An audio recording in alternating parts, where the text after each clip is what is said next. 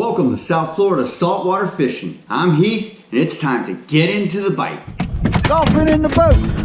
Woo! Double-headed solo kingfish trip right there. That's a piece do this. there. Let's do this. That's mutton snapper Let's right do there, this. baby. Let's do this. Let's do this. Let's do this. Let's do this.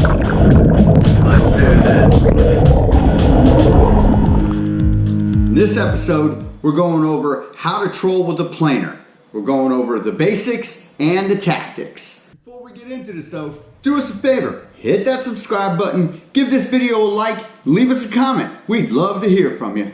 So if you've ever been digging around one of your friend's tackle boxes and you've seen one of these apparatuses, this is a planer. Planer trolling is about fishing down in the water column when you're trolling. It's about covering the water column, not on the surface, from anywhere from about 5 to 10 down to about 50 feet below the surface. This is a necessity trolling off South Florida because fish aren't always on the top. There's a few things to know about planer trolling. You're gonna need to know about the gear. You need heavy gear. This is not light gear stuff. You can't really troll with a planer with a spinner or with a light conventional rod and reel. Doesn't work.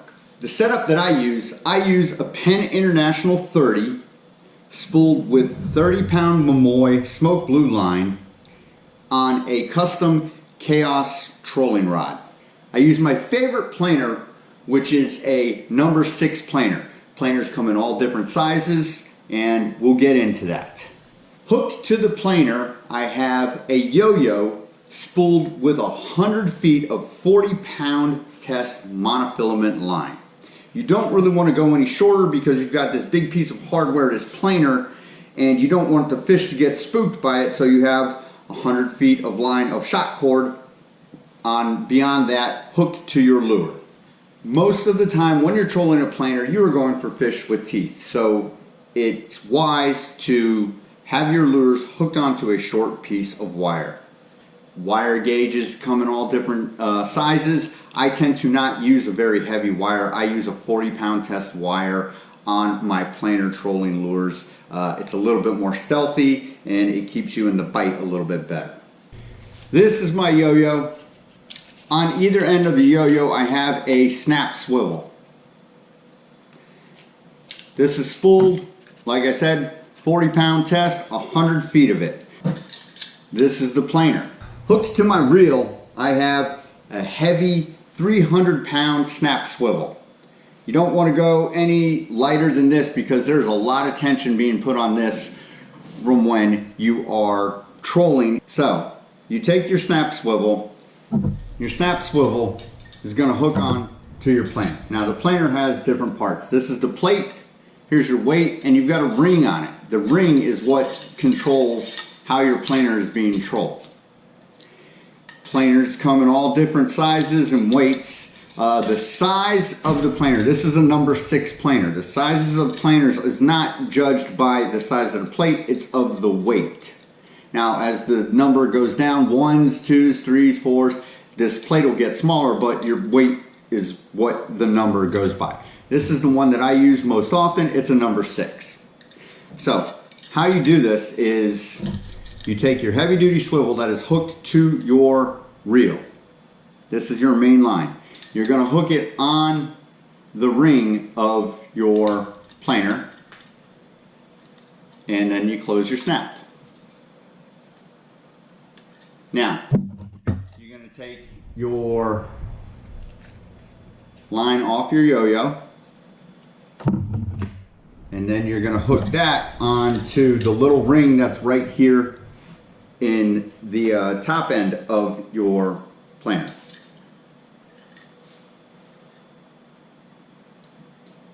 Alright, then you're going to close your snap swivel on that.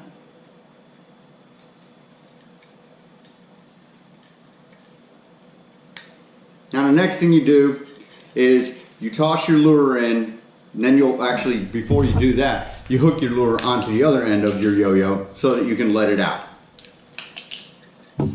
Make sure you've always got your swivels hooked up to all your gear or hooked into your boat somewhere. That way you're not accidentally letting out your lure and it rips out of your hand and oh, there, I just lost my whole, setup. Make sure your planer is always hooked onto your reel too. Planers are not cheap. This particular planer costs 25 bucks. They're well worth it. They're hardware. They're gonna last forever. If you treat them right, you keep them hosed off and everything else that goes with, upkeep on them. All right, so the way the planer works, as you're trolling through, once you let it out, it's going to grab into the water and it's going to be pulling like this. There's a lot of tension right here between your planer plate and your swivel. So it trolls like this through the water, and back here is your bait. So as it's pulling through, you've got this and it's diving down into the water column. When a fish hits, the planer trips and it goes like this. And all of a sudden it raises up into the water column. Now, as you're trolling, initially, you're gonna see a great bend. Your rod is gonna be bent over a lot because it's putting all this pressure right here at this pressure point. Once your planer trips and a fish gets it and it pulls back, you will see your rod actually go from a really bent over position to what it would normally look like if you were trolling just a lure. Then you know your planer is done what's called tripped. Once your planer is tripped, you reel your fish in. When you get your lure, your planer up to your boat, then it becomes a hand lining in of 100 feet to your fish. Now, what you want to do when you're hand lining your fish in is you don't want to put your boat in idle. You want to keep going in slow forward, not trolling speed, but slow forward. Because what you'll want to do is you'll want to hand line in and let your line that's coming back in, you want to let it go back out into the water. That way it sort of creates this big loop. You don't want to hand line it all in and have this big jumbled up mess on the deck of your boat and try to figure that out once you get the fish in the boat and he's flopping all around. If you let the line back out into the water, it's got a big nice loop. You can rebait up and just hand line it back out and get going again. Next thing I want to talk about is trolling speed for a planer.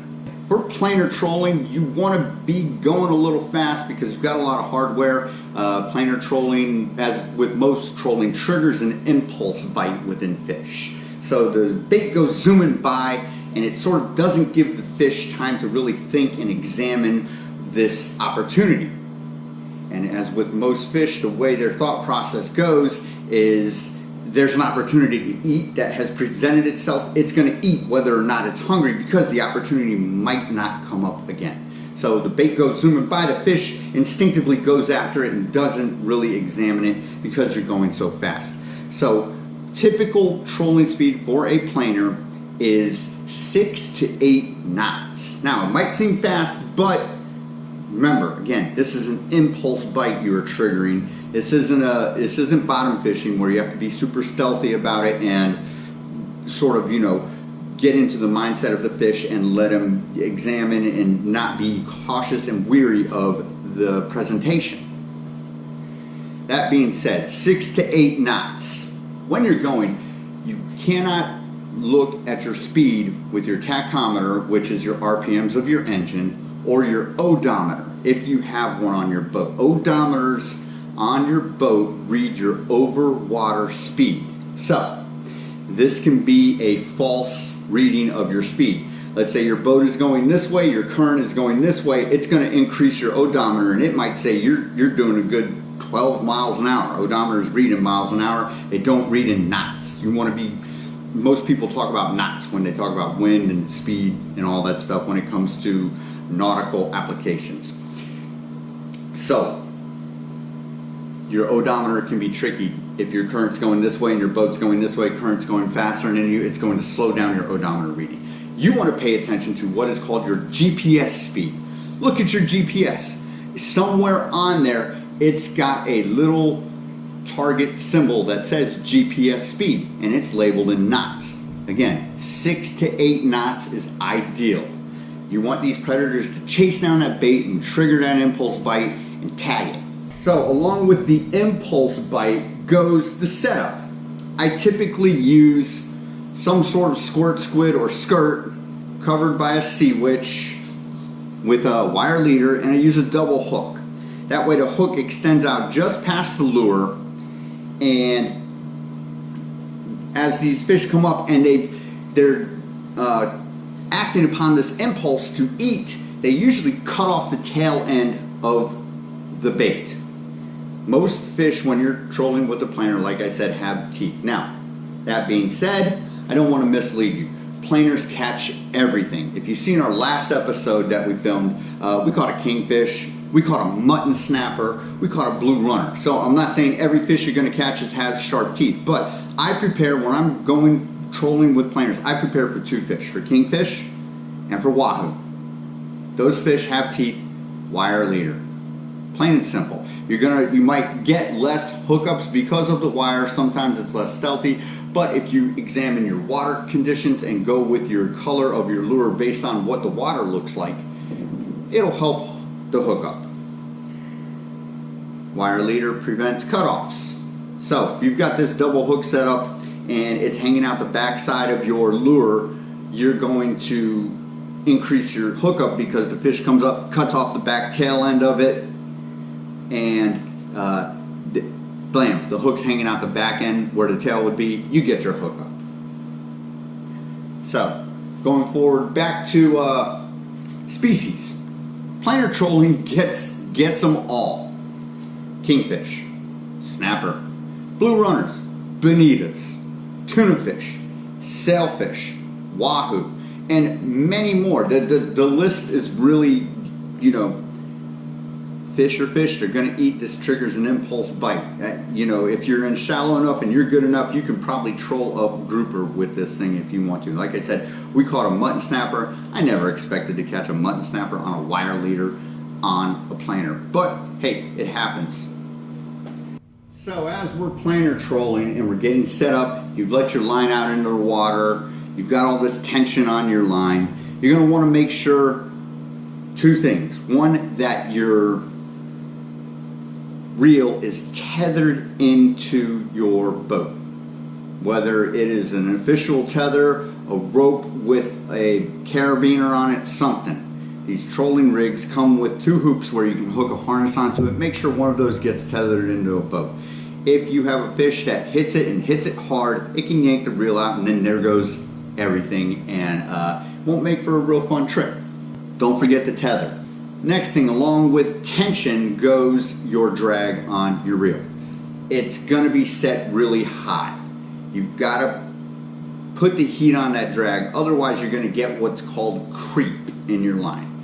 Creep happens when you're trolling, you've got a lot of tension, and your line is just going out a little bit at a time, and you might not even notice it. It might happen if you're going with the current and you get a good push from the wave. It happens at the full time. You think you've got a fish, oh my god, no, it's usually creep. It'll zing out your line a little bit and then it'll stop, but your rod is still bent over like the planer isn't tripped. So that's what creep is. Now, if creep's happening to you for quite a while and you haven't looked at it, all of a sudden you can end up with several hundred feet of line out, and all of a sudden you got a big chore if your planer isn't tripped to reel it back in. You may ask yourself, how far out do I have to let my line to get this planer to operate and function properly, and what do I go in to do that? So what I usually do is I let my planer out, I can't tell you an exact distance. I usually count to about 20 to 30 seconds, letting the planer out. That way it gets down, it dives down deep enough, and it's really doing what it needs to do. I tend to try and find where the fish are, and once I find that, let's say I let my line out about 20 seconds and I don't do nothing, I reset the planer, I let it out about 30 seconds, all of a sudden I've hit fish there. I know that that depth and that distance is where the fish are hanging out. Don't change it. Keep going with that. That's where those fish are. That's where they're going to be that particular day. Just like if you find them at a certain depth, there's no reason, if you find your fish in 120 feet, there's no reason to go back into 90 feet, go back out to 200 feet. They're in 120 feet. Fish that until you're done catching what you want to catch in that area and filling your goals. And then you can go and hunt around and play around and sort of explore and see what else is out there if that is what you're into. Next thing, we're going to talk a little bit about the depth of trolling and stuff. If you're going for kingfish, Kingfish are typically found between 90 and 120 feet right in our area. Again, this area that I'm talking about in particular is from Fort Lauderdale up to Delray, the edge of the reef, and beyond. So 90 feet to 120 feet, and you zigzag back and forth. You don't ever really want to troll in a straight line along the beach. You want to go out and back and forth. Now, not sharp turns. You will have to experiment. You can go nice and smooth, slow S's along the beach, or you can go straight out and come back straight in. You have to find what the fish are biting. Sometimes they bite when you're heading out. Sometimes they'll bite when you're heading in. Again, this is a tactic. Once you figure out what they are tuned into, repeat. You'll get the hookup. If you're going for, more like wahoo and dolphin and tuna and stuff, you can head out to about 300 feet. Between 150 and 300 feet, those fish will be there. They hit planers all the time. And, also in the thing, be wary of sailfish. They will eat planers also. And the sailfish get really fun once you get up to your planer and you're hand lining a wild sailfish in 100 feet with your planer. Remember, the zigging and the zagging is very important. Trolling in a straight line, that's not what bait does to elude predators. Bait fish are always running in and out of the reef line, eluding getting eaten. So bear in mind, the more you present a lifelike bait presentation to predators, the better you're going to be trying to get that hook up. Planer trolling is most often known as meat fishing. You're not targeting one thing, you're targeting what's biting. You're catching fish to put meat on the deck to bring home to eat. As I said, you gotta be willing to try different things. If the kingfish aren't biting and you can't get one to nab you pretty much, within the first hour or so of going zigging and zagging back and forth in between 90 and 120 feet, don't be afraid to experiment. Head out. I've caught kingfish in over 350 feet of water. I'm not going to say that it happens all the time, but it does. There's the fish are fish. They swim. They eat. The stream comes in and out. You've got to study the water. You've got to learn your environment. The more you know about the water and how it relates to and what you're using for bait, the better off you're going to be. Speaking of which, the water. Let's pay attention to the water color and the water clarity. The more clear the water, the brighter and fancier the lure you'll want to use, like pinks and oranges and whites. The murkier the water, the more, blues and greens and darker lures you'll want to use to sort of match what the water color looks like. Bait does this naturally too, so that they can camouflage themselves. The brighter the water is, you'll see baits more look lit up. The murkier the water is, the more darker colored the bait is going to shadow itself. So also, green water, you can use a bluer and a greener lure. Bluer water, clearer water, you can go to the pink and the more iridescent colors. So now I want to go over what I use in the way of lures and bait when I am trolling with a planer. I most often use a weighted skirt of some sort with a double hook setup, either 2 5/0s or 2 8/0s, depending upon the size of the lure, hooked onto about 12 to 16 inches of wire leader, 40-pound test to 80-pound test wire. I don't really go real heavy. It's wire leader, and I hook this on with a bonita strip. Bonita strips are almost a necessity when you are trolling a skirt with a planer. You can use a ballyhoo. You can use a strip of any kind, as a matter of fact. You can use barracuda. You can use kingfish. You can use mullet. You can use dolphin. Dolphin strips work really good too. So if you ever get into mahi, dolphin, whatever you want to call it, and you're filleting them out, don't throw out that belly section. Turn that into a strip. Hook it on your planer, and you're going to get the hookup just as good. Remember, everything in the ocean eats dolphin. You like dolphin, so do the fish. So my favorite color lures you know, our blues and greens, blues and whites, and pinks and yellows. So what I'm going to do now is I'm going to go over here and show you some of my favorite setups in detail and go over what they are. All right, so here I have, this is my favorite planer trolling lure. This is a dolphin colored squirt squid with glitter. I've got it hooked on to two 5/0 hooks, wire leader tied with a haywire twist, and then on top of it I've got a 5-inch green iridescent sea witch. And again, it's hooked on 40-pound test wire leader, and that whole lure is only about 16 inches long. The leader is not that long. Again, I don't need 3 feet of wire leader, but this is what this lure looks like. This is my favorite go-to one, especially when the water's green or murky. The kingfish, everything. This is what we trolled with in the last episode, and they were loving it. They were hitting everything. So you can't go wrong with a setup like this. Now, if the water is a little clearer, I'm gonna go with a setup like this, which is pretty much the exact same thing, but like I said, pinks and yellows and greens. This one is a pink, white, and yellow squirt squid. I got a 1/4 ounce sinker wedged up in there. It's hooked on with two 5/0 double hooks and a pink iridescent 5-inch sea witch hooked up to it. Same amount of wire leader, 40-pound test wire leader, and this one does just as good with clearer water.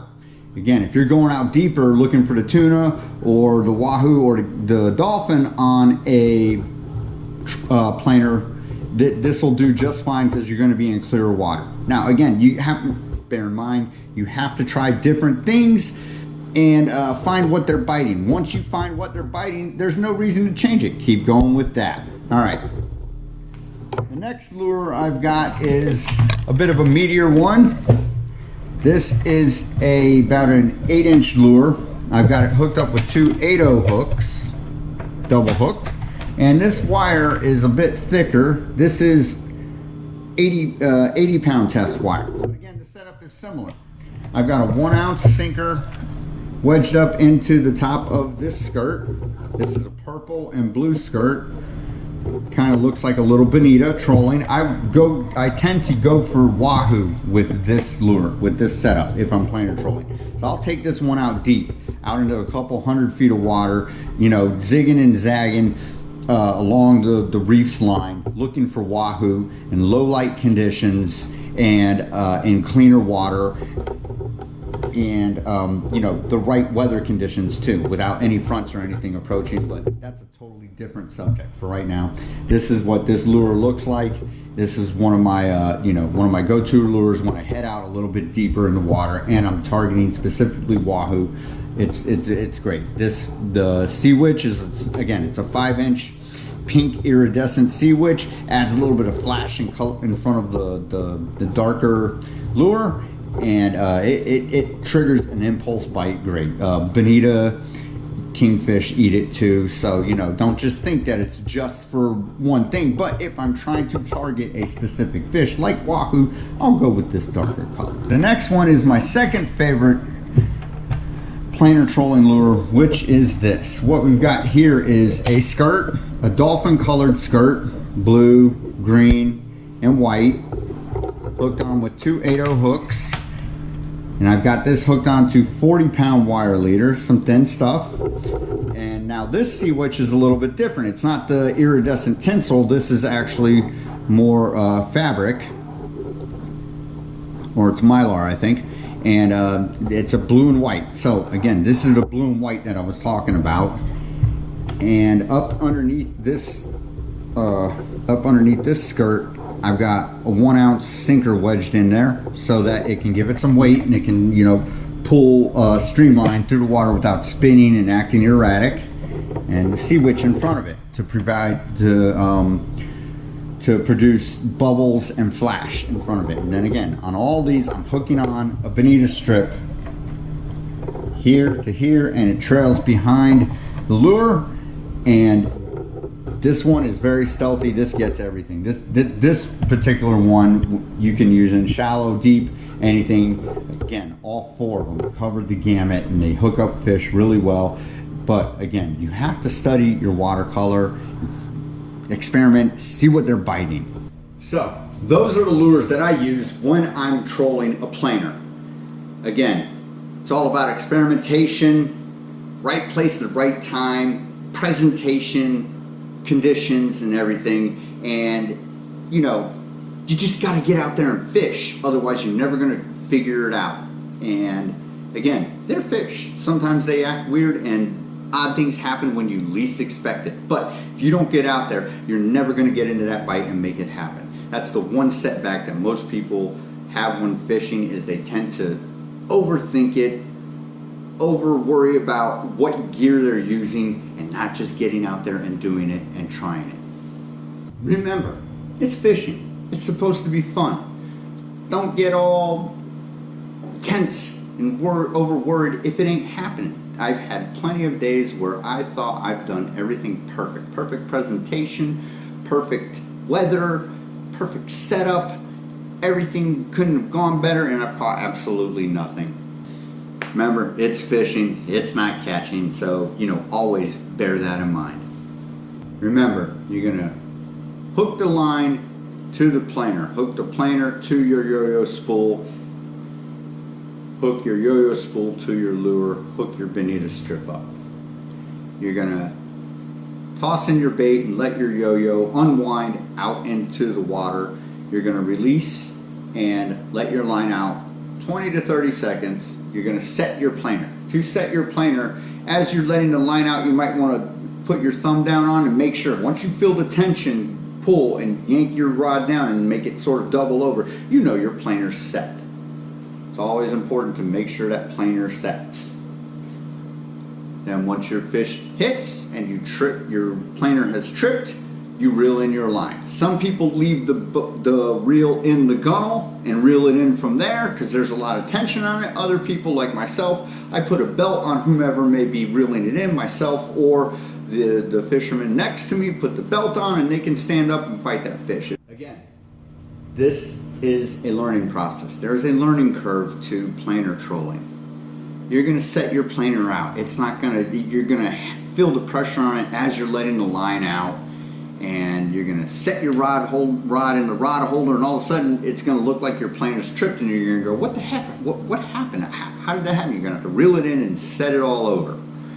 A tactic: if your planer has tripped and you know there's not a fish on it, like you just set it out and your planer's tripped and your rod's not going, there's one or two things you can do. One, slow down, put your reel in free spool, let out about 15-20 yards, tighten the drag, put the boat back in forward, and see if it grabs and bends your rod over. If not, you can also put your boat in neutral, slightly go in reverse, don't run your line over, make sure you've got slack in that line so that your planer is dipping down, then go and put your boat in forward, and it should grab your planer and reset it. Planer trolling can be tricky with line selection. If you have a reel that is set up specifically for planer trolling, I would go with braid. You have a 100-foot top shot of monofilament for shock cord. Now remember, monofilament stretches up to 30% of what its original distance is. So you've got plenty of shock. Braid doesn't stretch, mono does. You've got that long shock cord, so when the fish hits, your line's gonna stretch like a rubber band. It's not gonna yank the hook right out of his mouth. You should be fine. So that being said, braid is the way to go if you have a rod set up specifically for planer trolling. If you have mono on your rod and reel, which I do because I tend to switch back and forth between high-speed trolling and planer trolling, it works. It doesn't do bad. The only difference is if you have braid on, you can actually trip your planer with braid on purpose if you're done and you haven't caught a fish. You can get the tip of the rod forward, set forward, and sort of yank it up, and you'll be able to trip the planer. If you have mono on, you're not going to ever be able to trip your planer. You're going to have to reel it up if you're done fishing for today and your planer hasn't tripped. Just a tip about the differences between what lines you want to use. But if I had a choice and I had a line reel dedicated just for planer trolling, I would go with braid. I'd put on 80-pound braid, 300 yards on top of, monofilament backing. That's more than enough, and I would fish with braid. All right, everybody, that about does it for this episode. Hope you enjoyed. Hope you learned a little bit about planer trolling. All right, until next time, South Florida saltwater fishing, going wherever the cool wind takes us.